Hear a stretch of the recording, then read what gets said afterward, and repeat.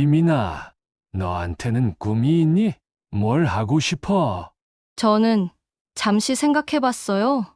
요즘에는 내일 하루를 버티는 것만 생각했지.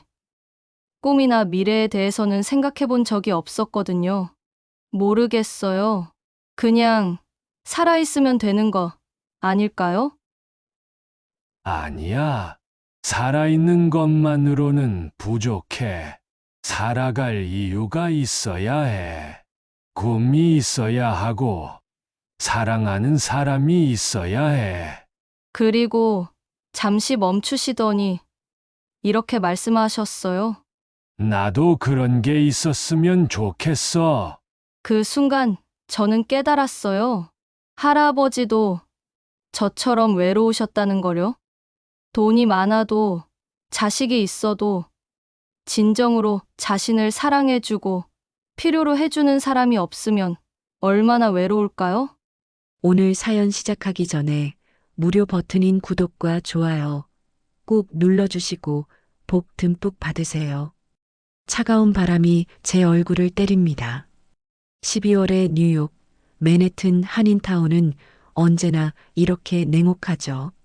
높은 빌딩들 사이로 희미하게 새어나오는 네온사인 불빛이 눈발과 함께 흩어져 내리는데 나는 구석진 골목 한편 낡은 건물의 계단 밑에서 작은 몸을 웅크리고 앉아 있습니다. 손에 쥔 찌그러진 종이컵이 차갑습니다. 얇은 점퍼 하나로는 추위를 막기에 턱없이 부족해서 파란 입술로 하얀 입김을 내뿜으며 무릎을 가슴에 끌어안고 있어야 했죠. 지나가는 사람들이 두꺼운 코트에 몸을 감싸고 성급한 걸음으로 지나쳐갑니다만 아무도 계단 밑구석에 앉아 있는 저를 보지 않습니다. 가끔 동전 몇 개를 던져주는 사람이 있으면 고개를 숙여 감사 인사를 하지만 그마저도 하루에 한두 번뿐입니다. 나머지 시간에는 그냥 투명한 존재가 된 것 같습니다. 있는 듯 없는 듯, 살아있는 듯 죽어있는 듯한 기분이죠. 엄마. 작은 목소리로 중얼거리는 순간 가슴 깊은 곳에서 아픔이 밀려옵니다. 한국에서 엄마는 새 아버지와 함께 새로운 삶을 선택했어요. 저는 그 새로운 삶에 끼워 넣을 자리가 없었죠. 지민아, 너는 이제 컸으니까 알아서 살아야지. 엄마도 이제 새로운 인생을 살아야 한다. 엄마의 마지막 말이 아직도 귓가에 맴돕니다. 그때 엄마 얼굴에는 미안함보다는 해방감이 더 컸던 것 같습니다. 저 때문에 그동안 얼마나 힘들었을까요? 아빠와 이혼하고 혼자 저를 키우느라 고생한 것도 알고 있어요. 하지만 그렇다고 해서 저를 완전히 버릴 수 있는 걸까요? 15살밖에 안 된 저를 세상에 혼자 내던질 수 있는 걸까요? 아빠는 더 심했습니다. 엄마가 떠난 후 술에 의존하기 시작한 아빠는 점점 변해갔어요. 술에 취하면 저에게 소리를 지르고 때로는 손찌검까지 했습니다. 내가 있으니까 엄마가 떠난 거야. 내가 없었으면 우리 가족이 이렇게 되지 않았을 텐데. 술 냄새와 함께 던져진 그 말들이 제 마음에 깊은 상처를 남겼어요. 결국 집을 나와야 했습니다. 아니, 쫓겨났다고 하는 게 맞겠죠. 친척들한테 연락해봤지만 모두 외면했어요. 우리도 살기 힘든데 어떻게 너까지 책임져? 내 부모가 해결할 문제지. 왜 우리한테 와? 차가운 말들만 돌아올 뿐이었습니다. 그래서 어떻게든 미국에 왔습니다.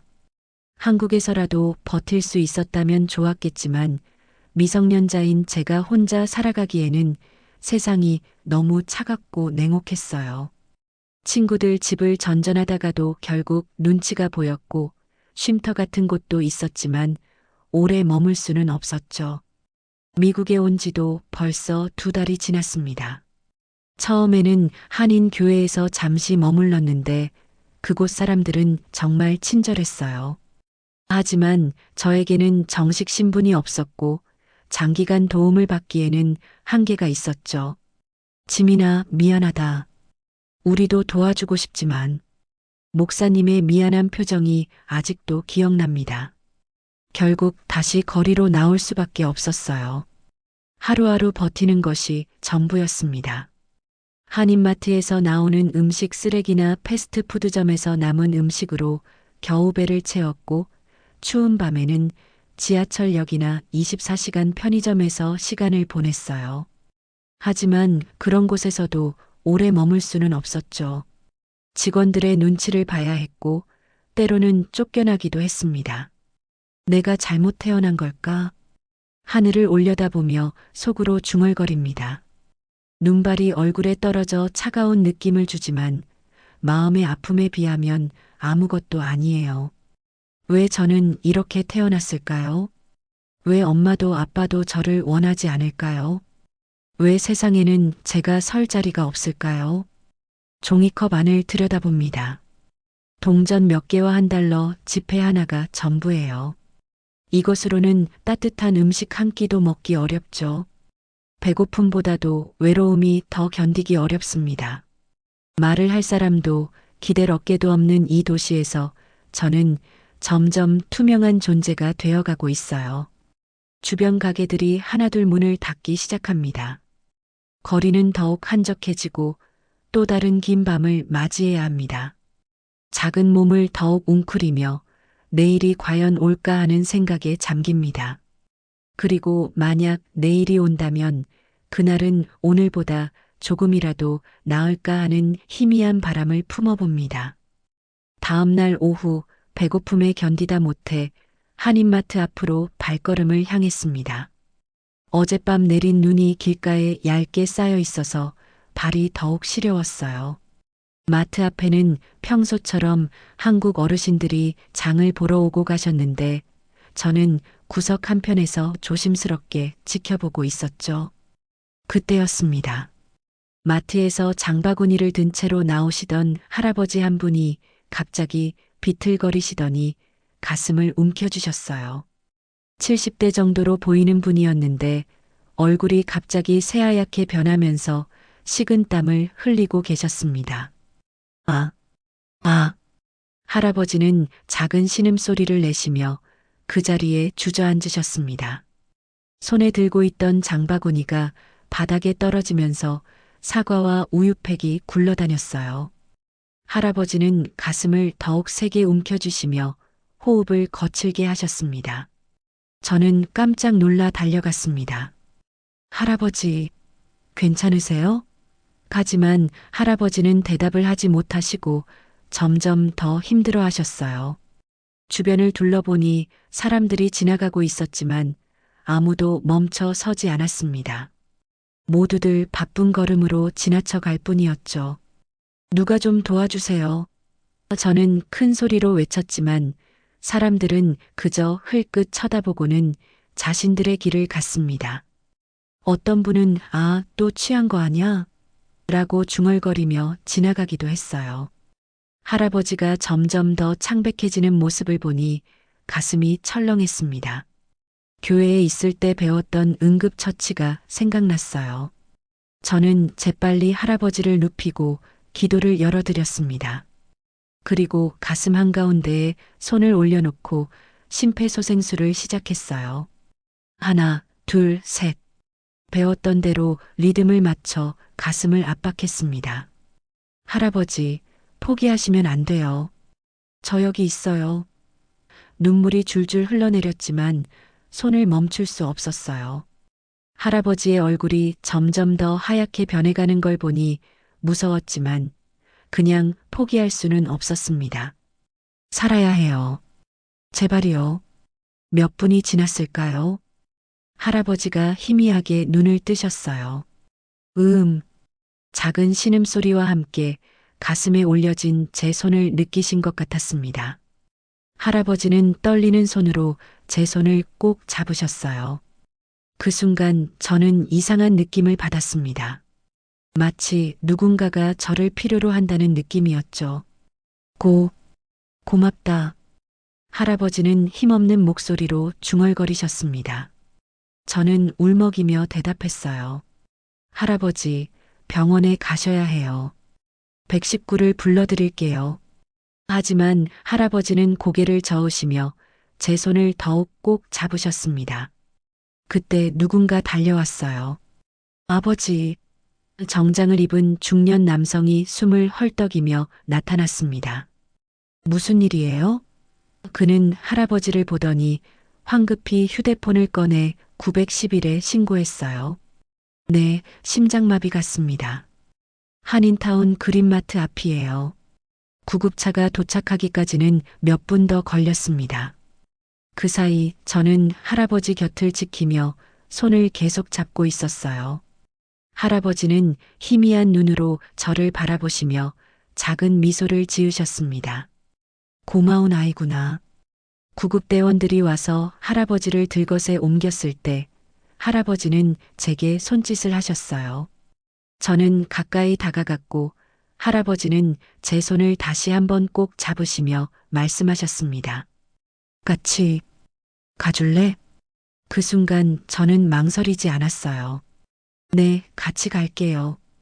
구급차에 타면서 할아버지의 아들로 보이는 분이 저를 이상하게 쳐다봤지만 할아버지가 제 손을 놓지 않으시니 어쩔 수 없었죠. 병원으로 가는 구급차 안에서 할아버지는 계속 제 손을 잡고 계셨어요. 구급대원이 혈압을 재고 산소 마스크를 씌워드렸지만 할아버지의 눈은 계속 저를 향하고 있었습니다. 마치 저를 놓치고 싶지 않다는 듯이 말이죠. 그때 이상한 생각이 들었어요. 제가 이 할아버지를 구한 걸까요? 아니면 이 할아버지가 저를 구해주신 걸까요? 이틀 전까지만 해도 저는 세상에서 가장 외로운 사람이라고 생각했는데 지금은 누군가의 손을 잡고 있었거든요. 누군가가 저를 필요로 하고 있었고 저도 그 누군가를 도울 수 있었어요. 구급차 사이렌 소리가 울리는 가운데 저는 할아버지의 따뜻한 손을 느끼며 생각했습니다. 혹시 이것이 운명일까요? 운명이라는 게 정말 있는 걸까요?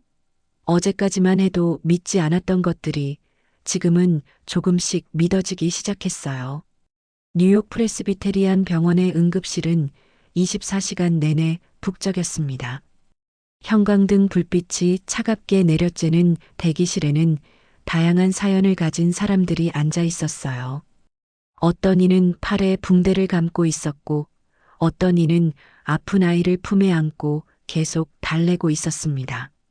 복도 너머로는 구급차 사이렌 소리가 끊임없이 들려왔죠. 저는 플라스틱 의자에 앉아서 할아버지를 기다리고 있었는데 병원 특유의 소독약 냄새가 코를 찔렀어요. 창밖으로는 맨해튼의 야경이 반짝이고 있었지만 병원 안은 마치 시간이 멈춘 것 같았습니다. 할아버지의 아들분은 의사와 이야기를 나누고 계셨는데 가끔 저를 돌아보며 의심스러운 눈빛을 보내셨어요. 너 누구니? 결국 그분이 저에게 말을 걸어왔어요.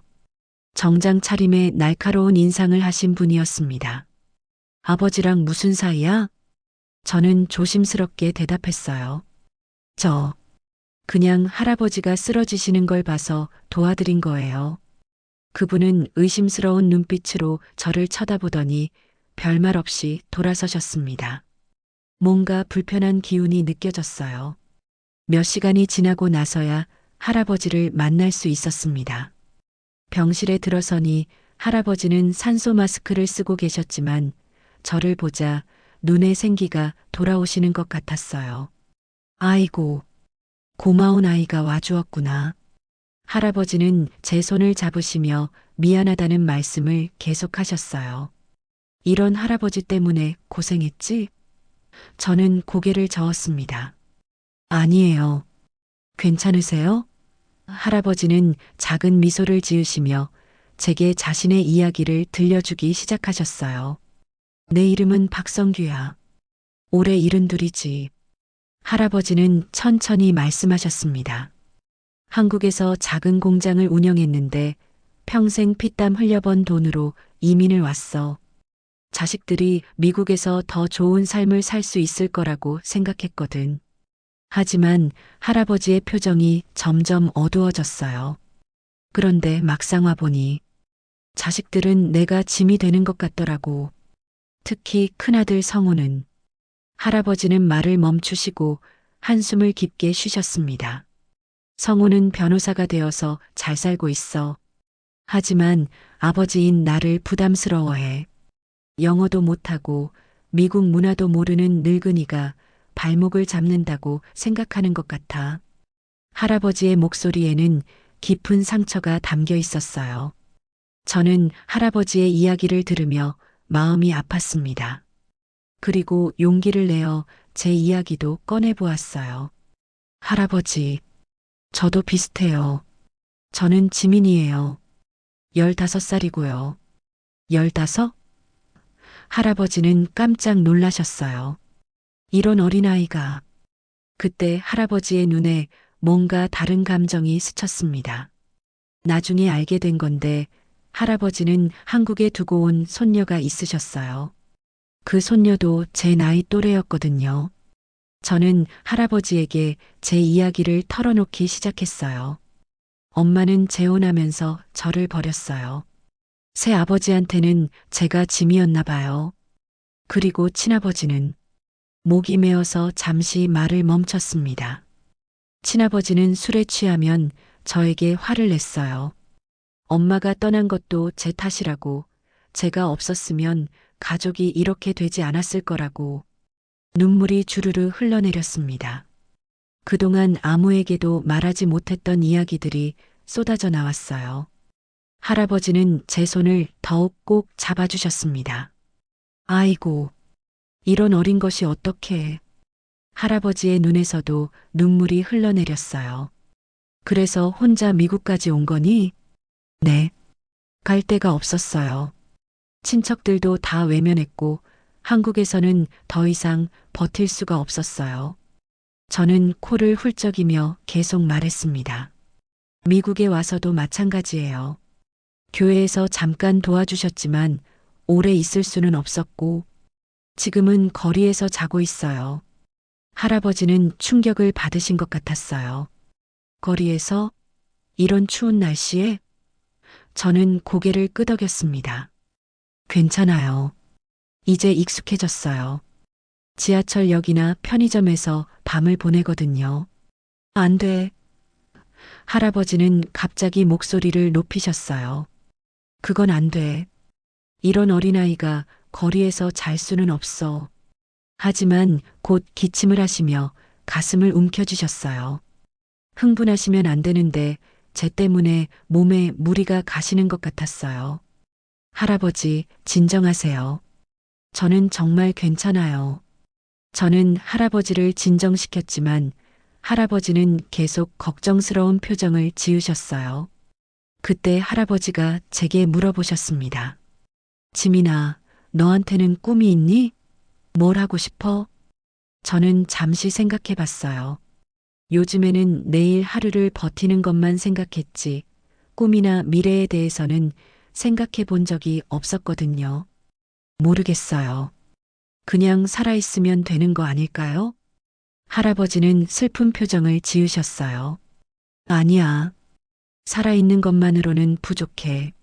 살아갈 이유가 있어야 해. 꿈이 있어야 하고 사랑하는 사람이 있어야 해. 그리고 잠시 멈추시더니 이렇게 말씀하셨어요. 나도 그런 게 있었으면 좋겠어. 그 순간 저는 깨달았어요. 할아버지도 저처럼 외로우셨다는 걸요.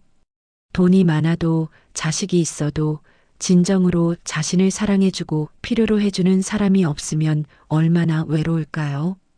할아버지와 저는 다른 이유로 상처받았지만 결국 같은 외로움을 느끼고 있었던 거예요. 할아버지, 저는 조심스럽게 말했어요. 저희가 서로 의지하면 안 될까요? 저는 할아버지가 필요하고 할아버지도 저 같은 사람이 필요하신 것 같은데요. 할아버지는 깜짝 놀라신 표정을 지으시더니 곧 따뜻한 미소를 지으셨어요. 그래, 그렇게 하자꾸나. 그리고 제 손을 두 손으로 감싸 안으시며 말씀하셨습니다. 이제 혼자가 아니야, 지민아. 할아버지와 저는 그렇게 서로의 상처를 나누며 밤을 보냈습니다. 할아버지는 제게 당분간 병원 근처 모텔에서 지내라며 돈을 주려고 하셨지만 저는 받을 수 없었어요. 대신 병실 옆 의자에서 밤을 새우며 할아버지를 지켰습니다. 간호사들이 몇 번 나가라고 했지만 할아버지가 보호자라고 말씀해 주셨죠. 새벽 5시쯤 할아버지가 잠시 깨셨을 때 제게 조용히 말씀하셨어요. 지민아, 성우가 올 텐데. 그 아이는 조금 까칠해. 너무 상처받지 마. 할아버지의 걱정스러운 표정을 보니 뭔가 불안한 예감이 들었어요. 다음 날 오후 2시쯤 병실 문이 거칠게 열리는 소리가 났습니다. 어제 봤던 성호 씨가 정장 차림으로 들어왔는데 얼굴이 상당히 굳어 있었어요. 손에는 고급스러운 가죽 서류 가방을 들고 있었고 뒤따라 샤넬백을 든 중년 여성도 함께 왔습니다. 아마 성호 씨의 부인인 것 같았어요. 아버지, 좀 어떠세요? 성호 씨는 할아버지에게 형식적인 인사를 했지만 시선은 계속 제게 향해 있었어요. 그의 부인도 명품 코트를 입고 있었는데 저를 보는 눈빛이 차갑고 경계심으로 가득했습니다. 많이 좋아졌어. 이 아이가 밤새 돌봐줘서 말이야. 할아버지는 제 손을 잡으며 말씀하셨어요. 하지만 성호 씨의 표정은 더욱 차갑게 변했습니다. 부인은 제 모습을 위아래로 훑어보며 코를 찌푸렸어요. 아버지, 잠깐 이야기 좀 해요. 성호 씨는 부인에게 눈짓을 했고 부인은 저에게 명령조로 말했어요. 너 잠깐 밖에 나가 있어. 가족끼리 이야기할 게 있거든. 저는 어쩔 수 없이 병실 밖으로 나왔지만 문이 완전히 닫히지 않아서 안에서 하는 말이 다 들렸어요. 복도는 조용했고 다른 환자 가족들도 각자의 걱정에 빠져 있어서 아무도 신경 쓰지 않았습니다. 아버지, 정신 차리세요. 성호 씨의 목소리가 높아졌습니다. 저런 거지 소녀가 뭘 노리는지 모르세요? 분명 아버지 재산을 노리고 접근한 거예요.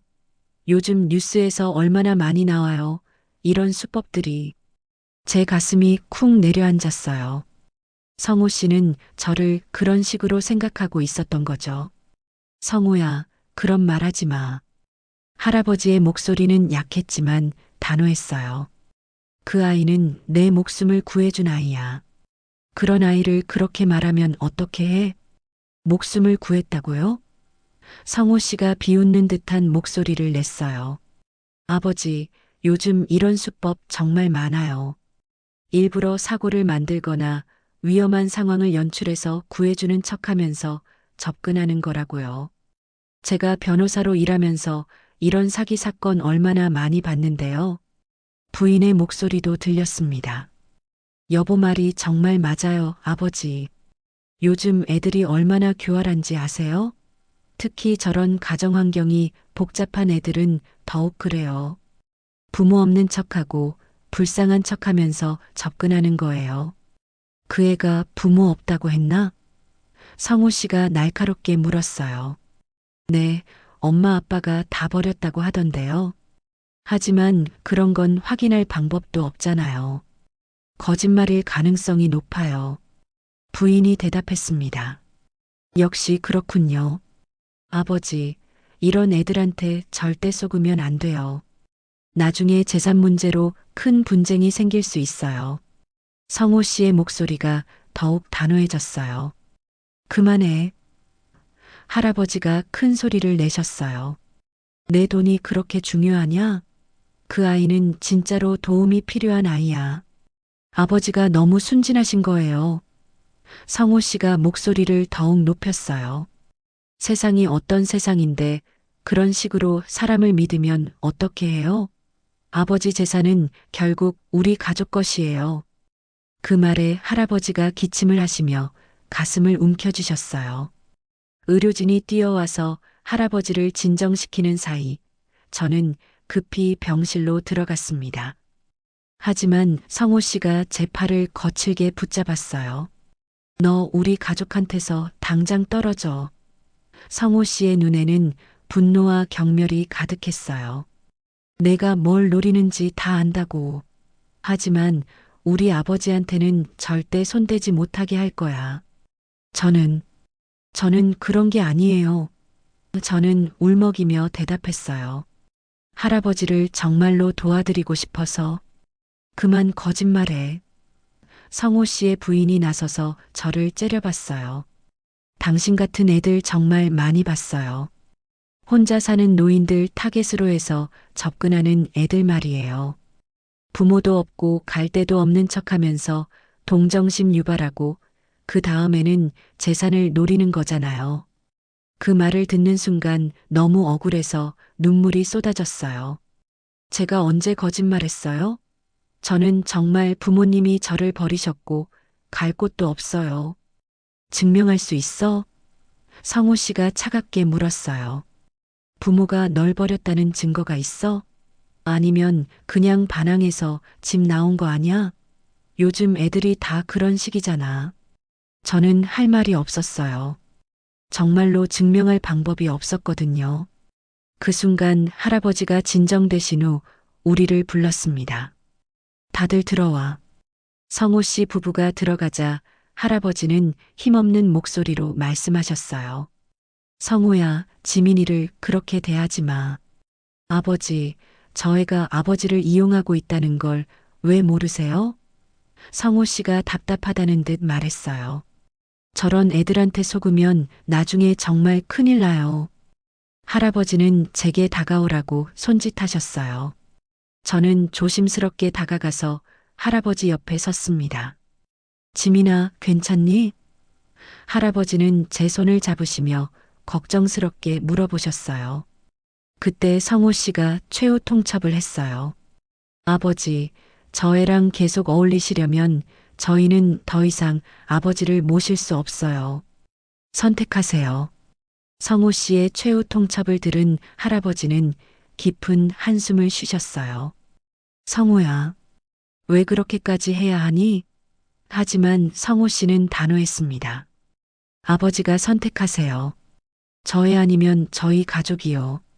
저는 더 이상 버틸 수 없었어요. 할아버지, 괜찮아요. 제가 나가겠어요.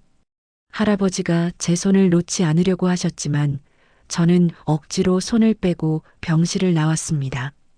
복도에서 성호 씨 부부의 차가운 시선을 받으며 저는 병원을 떠났어요.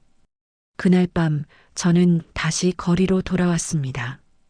한인타운의 작은 골목에서 추위에 떨며 앉아 있는데 마음이 너무 아팠어요.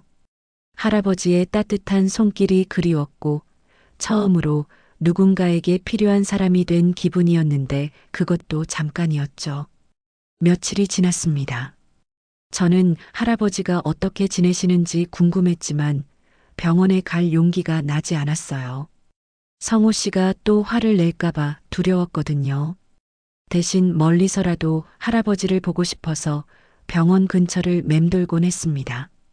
그런 어느 날 오후 저는 한인마트에서 떨어진 음식을 주워 먹고 있었어요. 그때 익숙한 목소리가 들렸습니다. 성호 씨였어요. 하지만 평소와는 다르게 누군가와 전화 통화를 하고 있었습니다. 네, 맞아요. 늙은이가 얼마나 더 버틸지 모르겠지만 길어야 1-2년이에요. 성호 씨는 주변을 살피며 작은 목소리로 말했어요. 심장이 많이 약해져서 언제 또 쓰러질지 몰라요. 저는 깜짝 놀라서 마트 뒤편으로 숨었어요. 성호 씨가 할아버지에 대해 이야기하고 있는 것 같았거든요. 그 집값이 얼마나 나간다고 했죠? 180만 달러요? 그러면 우리 몫은? 성호 씨가 계산기를 두드리는 소리가 들렸어요. 좋아요. 그럼 서류 준비해 두세요. 아버지가 돌아가시면 바로 처리할 수 있게요. 제 가슴이 철렁 내려앉았어요. 성호 씨가 할아버지의 재산에 대해 이야기하고 있었던 거죠. 그것도 할아버지가 돌아가시기를 기다리는 듯한 말투로 말이에요. 아, 그리고 그 거지 소녀는 어떻게 됐냐고요? 쫓아냈어요. 다행히 아버지도 포기하신 것 같고요. 성호 씨가 웃으며 말했어요. 그런 애들한테 휘둘리면 재산 관리가 복잡해지잖아요. 전화를 끊은 성호 씨는 부동산 중개인으로 보이는 남성과 함께 카페로 들어갔어요. 저는 조심스럽게 따라가서 창문 너머로 그들의 대화를 엿들었습니다. 박 변호사님, 아버님 집 매물로 내놓는 거 확실한 거죠? 중개인이 서류를 펼치며 물었어요. 네, 확실해요. 아버지 혼자 그 큰 집에서 뭘 하겠어요. 요양원에 보내는 게 나으니까 집은 처분해야죠. 성호 씨가 태연하게 대답했어요. 그런데 아버님께서 동의하셨나요? 중개인이 조심스럽게 물었어요. 성호 씨는 잠시 망설이더니 말했어요. 아직은 아니지만 제가 설득할 거예요. 아버지 건강도 안 좋으시고 혼자 계시기 힘드시니까 당연히 동의하실 거예요. 하지만 중개인이 다음에 한 말에 저는 더욱 충격을 받았어요. 그런데 혹시 상속 관련해서 문제될 게 없죠? 요즘 노인분들이 갑자기 유언장 바꾸시는 경우도 있고 그런 걱정은 안 하셔도 돼요. 성호 씨가 자신만만하게 말했어요. 아버지는 법률에 대해 잘 모르시고 유언장 같은 것도 작성해 본 적이 없어요. 게다가 이제 그런 이상한 소녀도 쫓아냈으니까 문제 없을 거예요. 이상한 소녀요? 중개인이 궁금해했어요. 아, 거지 소녀 하나가 아버지한테 접근했었거든요. 아마 재산을 노렸던 것 같아요. 하지만 제가 단호하게 쫓아냈죠. 성호 씨가 우쭐하며 말했어요. 그 순간 제가 얼마나 억울했는지 모르겠어요. 저는 할아버지의 재산 따위에는 관심도 없었는데 성호 씨는 오히려 자신이 그것만 생각하고 있으면서 저를 그렇게 몰아가고 있었던 거죠.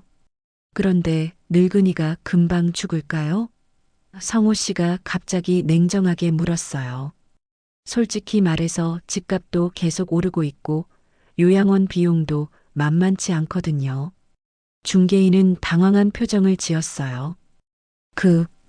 그런 말씀을 하시면. 아, 죄송해요. 제 말이 좀 직설적이었나요? 성호 씨가 웃으며 말했어요. 하지만 현실적으로 생각해 봐야죠. 아버지 나이에 심장 질환까지 있으니까 언제까지 버티실지. 저는 더 이상 들을 수 없었어요. 성호 씨가 할아버지를 정말로 사랑하는 아들이 아니라 그저 재산을 기다리는 상속자일 뿐이라는 걸 깨달았거든요.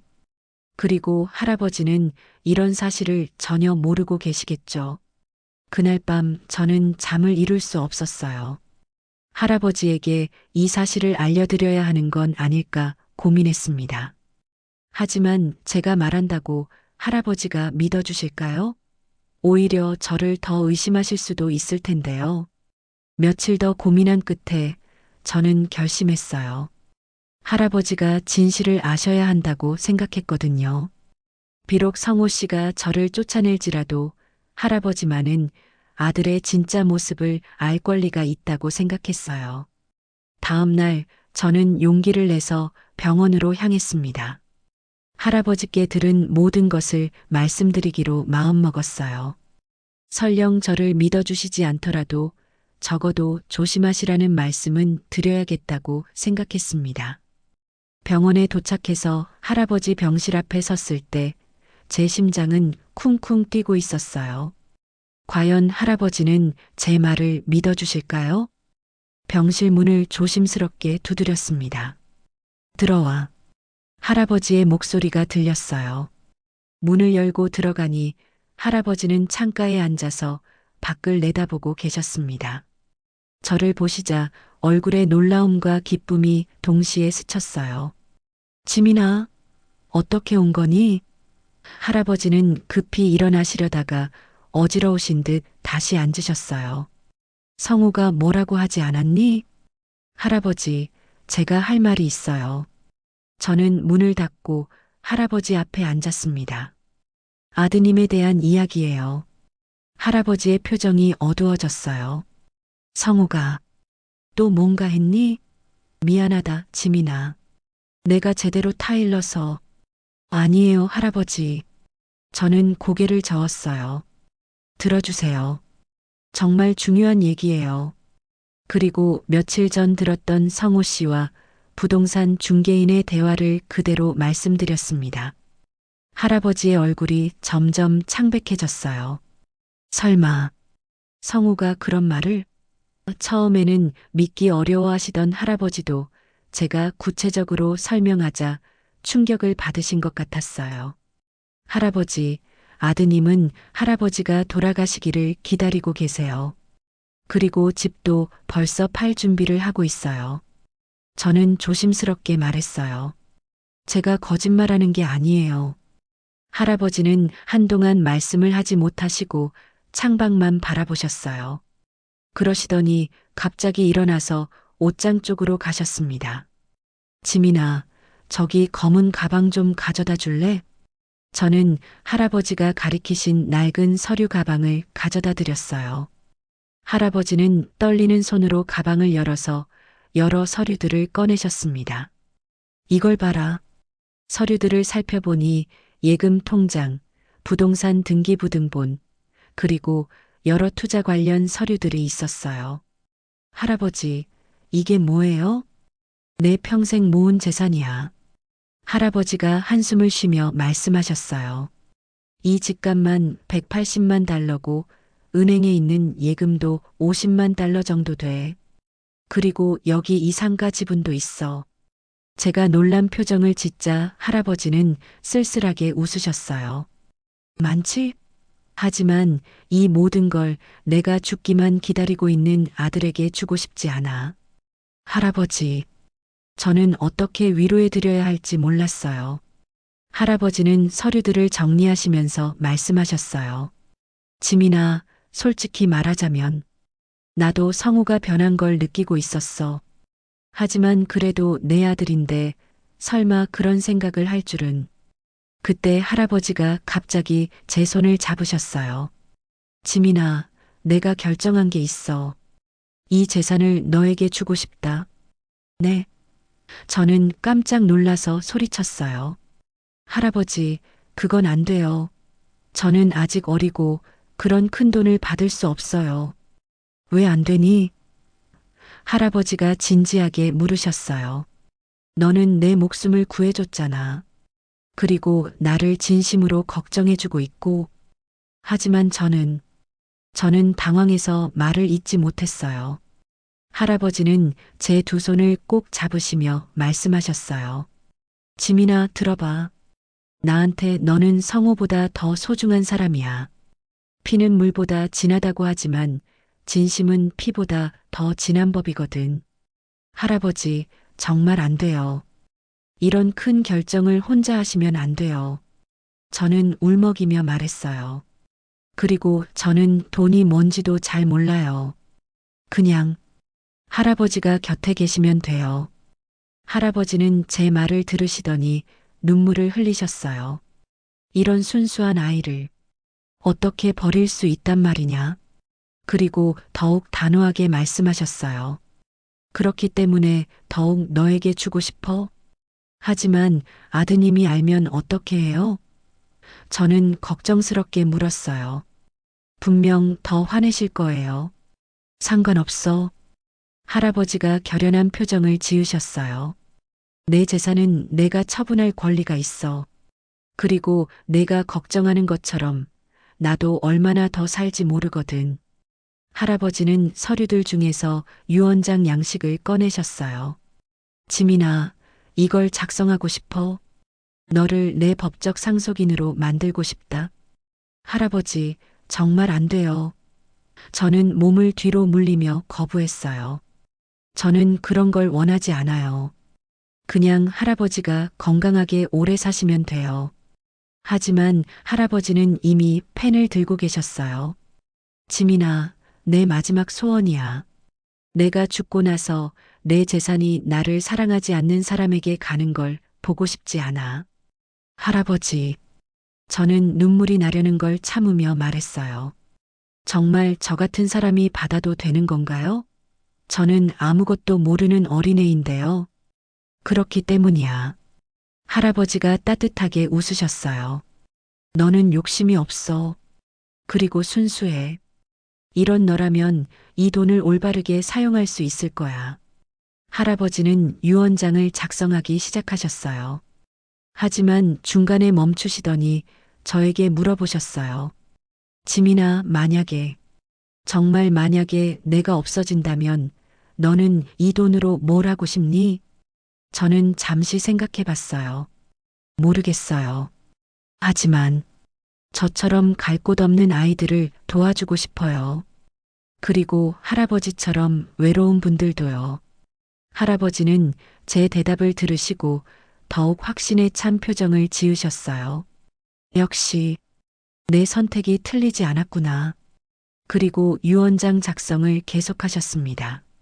할아버지, 아드님이 이걸 알면 정말 화내실 거예요. 저는 걱정스럽게 말했어요.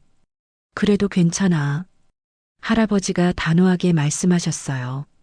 내 피부치보다 널 더 믿는다, 지민아. 너는 돈보다 중요한 게 뭔지 아는 아이니까. 그 순간 저는 깨달았어요. 정말로 돈보다 중요한 건 사람의 마음이라는 걸요. 할아버지가 저에게 재산을 주려는 것도 돈 때문이 아니라 진심으로 저를 아껴주시기 때문이라는 걸 말이에요. 할아버지가 유언장을 작성하신 지 일주일 후 예상했던 일이 벌어졌습니다. 성호 씨가 할아버지의 결정을 알게 된 거죠. 할아버지가 변호사를 통해 정식으로 유언장을 공증받으셨는데 그 소식이 성호 씨에게 전해진 것 같았어요. 그날 오후 성호 씨는 부인과 함께 병실에 나타났습니다. 얼굴이 새빨갛게 달아올라 있었고 손에는 법원 서류를 들고 있었어요. 아버지, 이게 대체 무슨 일입니까?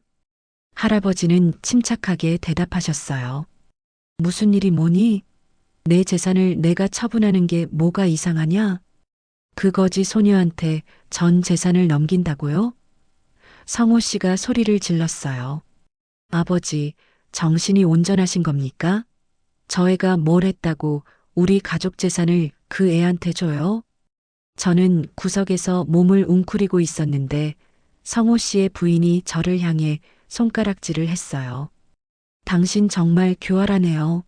순진한 척하면서 결국 재산을 노린 거였구나. 저는 그런 게 아니에요. 저는 울먹이며 대답했어요.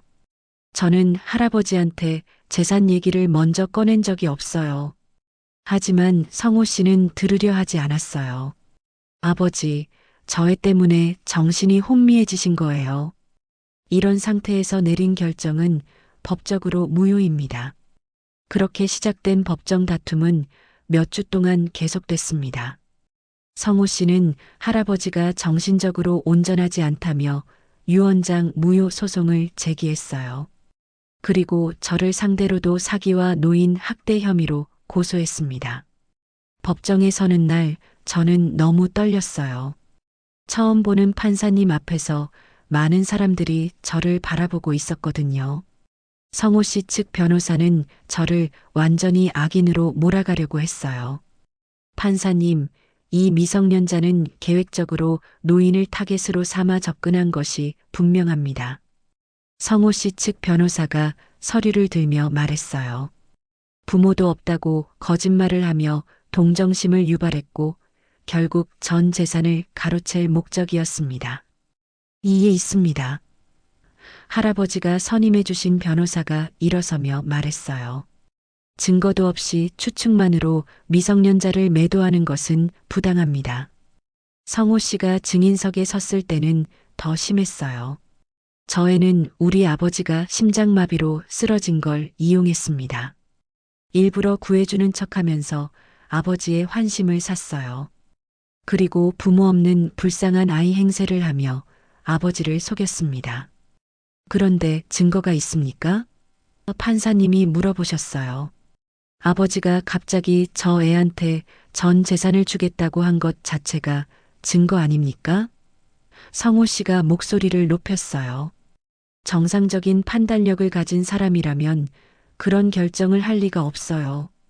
이제 제 차례였습니다. 저는 떨리는 목소리로 증언을 시작했어요. 저는 정말로 할아버지를 도와드리고 싶었어요. 재산 따위는 생각해 본 적도 없어요. 그럼 부모는 어디 있나요? 성호 씨 측 변호사가 날카롭게 물었어요. 저는 눈물을 참으며 대답했어요. 엄마는 재혼하면서 저를 버리셨어요. 그리고 아버지는 술에 취해서 저한테 폭력을 휘둘렀어요. 그래서 집을 나올 수밖에 없었어요. 증명할 수 있어요? 변호사가 계속 추궁했어요. 저는 할 말이 없었어요. 정말로 증명할 방법이 없었거든요. 그때 할아버지가 증인석에 서셨습니다. 산소통을 끌고 나오신 할아버지를 보니 가슴이 아팠어요. 판사님, 제가 증언하겠습니다. 박성규 씨, 정말로 전 재산을 이 소녀에게 물려주겠다는 것이 본인의 의지입니까? 판사님이 물어보셨어요. 네, 확실합니다. 할아버지의 목소리는 약했지만 단호했어요. 이 아이는 제 목숨의 은인입니다. 그리고 저에게 진심으로 대해준 유일한 사람이에요. 하지만 혈육인 아들이 있지 않습니까? 판사님이 다시 물었어요. 할아버지는 성호 씨를 바라보시며 슬픈 표정을 지으셨어요. 혈육이라고 다 가족이 아닙니다. 제 아들은 저를 사랑하는 게 아니라 제 재산만 기다리고 있었어요. 그런 말씀을 하시면 안 돼요, 아버지. 성호 씨가 소리쳤어요. 저도 아버지를 사랑해요. 그럼 왜 내가 죽기만 기다린다고 부동산 중개업자한테 말했니? 할아버지의 말에 법정이 술렁였어요. 내가 다 들었다, 성호야. 성호 씨의 얼굴이 창백해졌어요. 그건 할아버지는 계속 말씀하셨어요. 이 아이는 제게 아무것도 요구한 적이 없어요. 오히려 제가 재산을 주겠다고 했을 때 극구 거절했습니다. 이런 순수한 아이를 어떻게 의심할 수 있습니까? 저는 견딜 수 없어서 일어섰어요. 판사님, 저는 정말 할아버지 재산을 원하지 않아요. 그냥 할아버지가 제 손을 잡아주셨을 때 처음으로 살아있다고 느꼈어요. 저에게는 그것만으로도 충분해요. 법정은 조용해졌어요. 판사님은 잠시 생각하시더니 말씀하셨어요. 이 사건은 단순히 재산 다툼이 아닌 것 같습니다. 가족의 의미와 진정한 사랑이 무엇인지에 대한 문제인 것 같군요. 박성규 씨의 정신 상태를 확인하기 위해 정신과 전문의의 감정을 받아보겠습니다. 그리고 이 소녀의 진술에 대해서도 추가 조사가 필요할 것 같습니다. 재판은 잠시 연기되었지만 저는 이미 지쳐 있었어요. 법정에서 나오면서 성호 씨가 저에게 다가와서 말했어요. 너 때문에 우리 가족이 망가졌어. 포기하지 않을 거야. 하지만 할아버지는 제 손을 꼭 잡으시며 말씀하셨어요. 지민아, 걱정하지 마. 진실은 반드시 밝혀질 거야. 그리고 피보다 진심이 더 가족답다는 걸 보여줄 거야. 재판이 연기된 지 한 달 후 할아버지의 건강이 급속도로 악화되었습니다. 정신과 감정 결과는 할아버지가 완전히 정상적인 판단력을 가지고 있다는 것이었지만 심장 상태가 위험해졌어요. 의사는 언제 무슨 일이 생길지 모른다고 말씀하셨습니다. 저는 매일 병원에 가서 할아버지 곁을 지켰어요. 성호 씨 부부는 가끔 들렀지만 할아버지와 저를 보면 불편한 표정을 지으며 금세 나가곤 했습니다. 할아버지는 그런 모습을 보며 더욱 마음 아파하셨어요. 지민아, 미안하다. 할아버지가 산소 마스크를 벗으시며 말씀하셨어요. 너 때문에 이런 일이 생겨서. 할아버지, 그런 말씀하지 마세요. 저는 할아버지 손을 꼭 잡았어요. 저는 후회하지 않아요. 할아버지를 만난 게 제 인생에서 가장 좋은 일이었어요.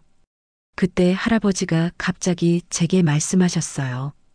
지민아, 내가 못다한 이야기가 있어. 할아버지는 침대 서랍에서 낡은 사진을 꺼내셨어요. 이게 내가 한국에 두고 온 손녀야. 사진 속에는 저와 비슷한 또래의 소녀가 환하게 웃고 있었어요. 이름이 미경이야. 너와 나이도 비슷하고 생긴 것도 조금 닮았어. 할아버지의 눈에 눈물이 고였어요. 이 아이를 보고 싶어도 볼 수 없었는데 너를 만나고 나서는 매일 이 아이 생각이 났어. 할아버지. 저는 할아버지의 마음을 이해할 수 있었어요. 지민아, 너는 내게 버려진 손녀와 같아. 아니, 그보다 더 소중한 존재야. 할아버지가 제 손을 두 손으로 감싸시며 말씀하셨어요. 내가 미경이한테 해주지 못한 할아버지 역할을 너에게는 하고 싶었는데. 그로부터 며칠 후 할아버지는 갑자기 의식을 잃으셨어요. 응급실로 옮겨졌지만 의사들도 더 이상 할 수 있는 게 없다고 했습니다. 성호 씨 가족이 병원에 왔을 때 저는 복도에서 기다리고 있었어요. 아버지. 성호 씨가 할아버지 곁에서 울고 있었어요.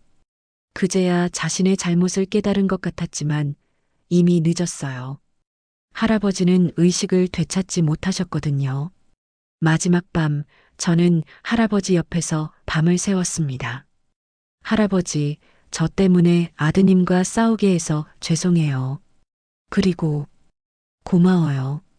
저한테 가족이 뭔지 가르쳐 주셔서요. 새벽 5시쯤 할아버지가 잠깐 눈을 뜨셨어요. 저를 보시더니 힘없는 목소리로 말씀하셨어요. 지민아, 혼자 힘들지 마. 할아버지, 저 괜찮아요. 걱정하지 마세요. 저는 눈물을 흘리며 말했어요. 할아버지는 마지막 힘을 다해 제 손을 꼭 잡으시며 말씀하셨어요. 너는 이제 내 손녀야. 잊지 마라. 그리고 할아버지는 조용히 눈을 감으셨어요. 제 손을 잡은 채로 말이에요. 장례식 날 예상과 달리 많은 사람들이 왔어요. 한인타운의 상인들, 교회 사람들, 그리고 할아버지가 도우셨던 분들이 모두 모였습니다. 할아버지가 평소에 얼마나 많은 사람들에게 도움을 주셨는지 알 수 있었어요. 성호 씨는 장례식 내내 저를 멀리했어요. 하지만 할아버지의 뜻에 따라 유언장은 법적으로 유효했고 결국 저는 할아버지의 재산을 상속받게 되었습니다. 장례식이 끝나고 사람들이 하나둘 떠날 때 한인타운 마트 사장님이 저에게 다가왔어요. 지민아, 성규 할아버지가 너 얘기 많이 했어. 그분이 얼마나 너를 아꼈는지 우리 모두 알고 있어. 정말요? 저는 눈물을 닦으며 물어봤어요. 그래. 그리고 이제 우리가 내 가족이다. 혼자라고 생각하지 마. 식당 사장님도 고개를 끄덕이며 말씀하셨어요. 성규 할아버지가 그러셨거든. 지민이는 우리 한인타운의 딸이라고. 그 말을 듣는 순간 가슴이 뜨거워졌어요.